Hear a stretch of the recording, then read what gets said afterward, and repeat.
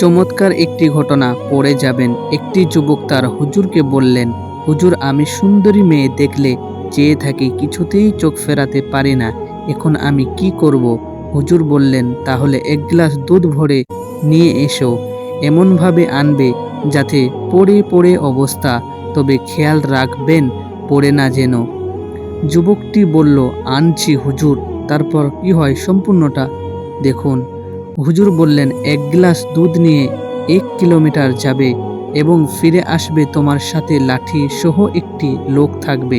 যদি এক ফোঁটা দুধ পড়ে তাহলে তোমাকে শাস্তি দেওয়া হবে। যুবকটি বলল, ঠিক আছে।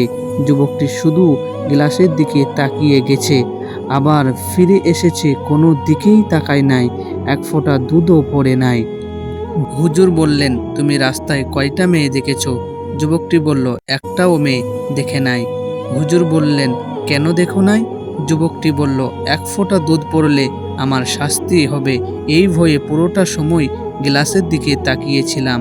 হুজুর বললেন, আল্লাহকে এইভাবেই ভয় করলে তুমি আর মেয়েদের দিকে তাকাতে সাহস পেতে না। আল্লাহ তাআলা আমাদেরকে সকলকে চোখের হেফাজত করা তৌফিক দান করুক, আমিন। সত্যি এই ঘটনাটা পড়ে আমরা অনেক কিছু শিখতে পারলাম। এটাই হচ্ছে আমাদের ইসলাম। আলহামদুলিল্লাহ, এইভাবে যদি হুজুরগণেরা আমাদের সমাজের মানুষরাকে বোঝাতে থাকে তাহলে অবশ্যই আমাদের সমাজ পরিবর্তন হবে ইনশাল্লাহ।